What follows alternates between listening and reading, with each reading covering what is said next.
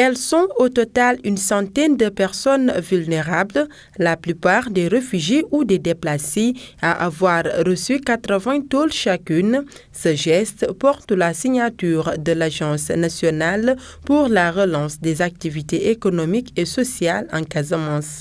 Depuis 2007, depuis 2010, je devrais dire, puisque ce programme est exécuté depuis 7 ans maintenant, l'ANRAC a pu reconstruire ou réhabiliter plus de 500 foyers. 500 foyers en offrant gratuitement des tôles et des clous pour un montant d'environ 127 millions de francs CFA. Ce qui veut dire que l'ANRAC a pu distribuer près de 49 745 tôles.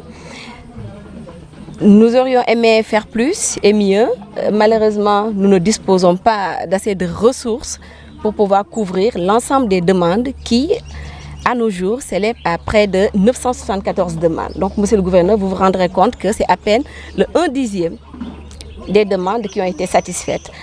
Selon la directrice de l'ANRAC, cet appui va favoriser le retour des personnes déplacées dans leur village d'origine. Alors aujourd'hui, favoriser les populations à retourner chez elles est un gage de développement durable parce que tout simplement, il y a tout ce qui va accompagner le retour des populations, l'installation des forages, l'électricité, les petits projets communautaires, le PUDC qui va arriver, qui est déjà dans certaines localités du Sud. Et je crois que progressivement, en élaborant cette sorte de grappe de convergence, je dirais même de grappe d'émergence ici en Casamance, je reste persuadée que très bientôt, comme le disait tantôt monsieur le gouverneur, la Casamance va redevenir l'Eldorado du Sénégal. Pour ses bénéficiaires, cet appui de l'ANRAC est venu à son heure.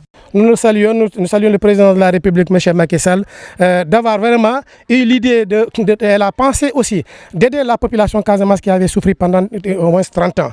Et maintenant, nous le remercions aussi pour l'idée qu'il a eue, le président de la République, pour choisir, par exemple, un fils de la Casamance, une fille de la Casamance, la nommer directeur général de l'ANRAC pour au moins venir soulager la souffrance des Sénégalais, des Casamancés ici en Casamance pour leur retour et leur réinsertion. Vraiment, nous ne faisons que le remercier, M. le Président, et prier pour lui. La directrice de l'ANRAC était à Brofay Bainounk et à Brofay Yola pour visiter quelques maisons qui ont bénéficié de l'appui de la dite agence. Sur place, les bénéficiaires ont montré toute leur satisfaction.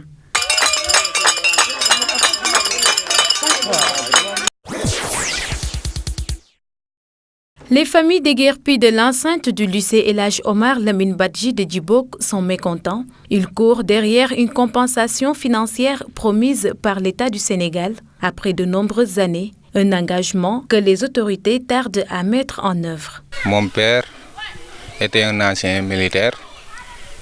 Il a travaillé jusqu'à la retraite. Il s'est débrouillé pour construire sa maison. Puis l'État du Sénégal est venu nous dire qu'ils ont besoin du site pour construire le lycée de Djibok ici. Mais il s'est trouvé que depuis 2004, l'État du Sénégal a pris le site. Mais jusqu'à présent, on est en train de courir de gauche à droite pour récupérer l'argent de dédommagement de la construction du maison, mais jusqu'à présent, on nous a rien donné jusqu'à présent. La famille Badji a fini d'épuiser ses forces dans ce combat pour une réhabilitation, d'où son recours à la presse. Son souhait est d'être indemnisé conformément aux dispositions de l'accord avec les autorités.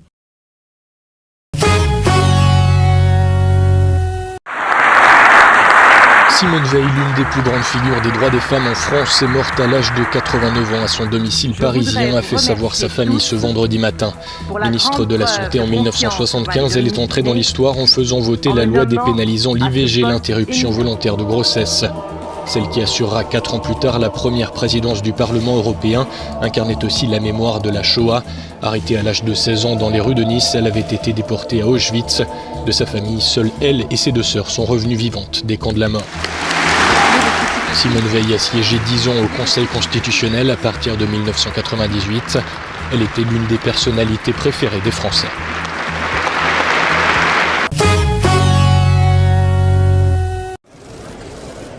L'Allemagne dit oui au mariage pour tous. Après 38 minutes de débat, par 393 voix pour et 226 contre, le Bundestag a adopté le projet de loi sur la légalisation du mariage entre personnes du même sexe.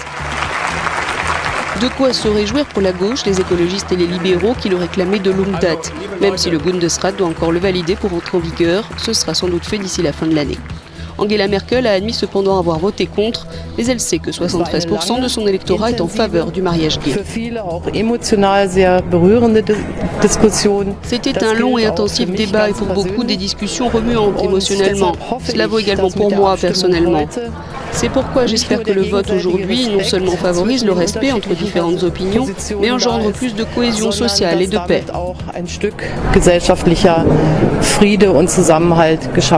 Tout s'est précipité en quelques jours. Il a suffi qu'Angela Merkel lève son opposition de principe à un vote de conscience sur le sujet mardi pour que la gauche s'engouffre dans la brèche et pousse pour soumettre le projet au vote cette semaine. On est loin des semaines de discussions et de manifestations hostiles qui ont eu lieu en France.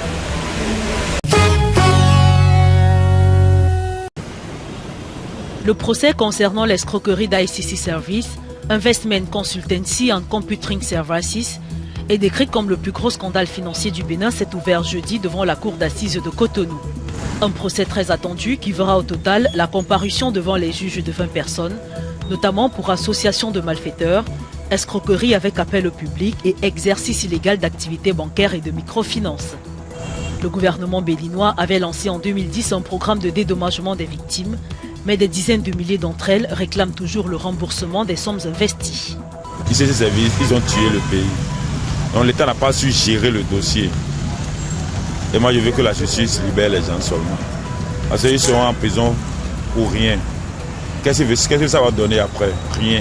Parce que je suis sûr, aucun des spoliés ne sera payé. Aucun. Selon un rapport du FMI, près de 150 000 personnes, peut-être davantage, auraient été spoliées entre 2006 et 2010 par des sociétés de placement pour un montant total estimé à plus de 150 milliards de francs CFA, soit près de 230 millions d'euros.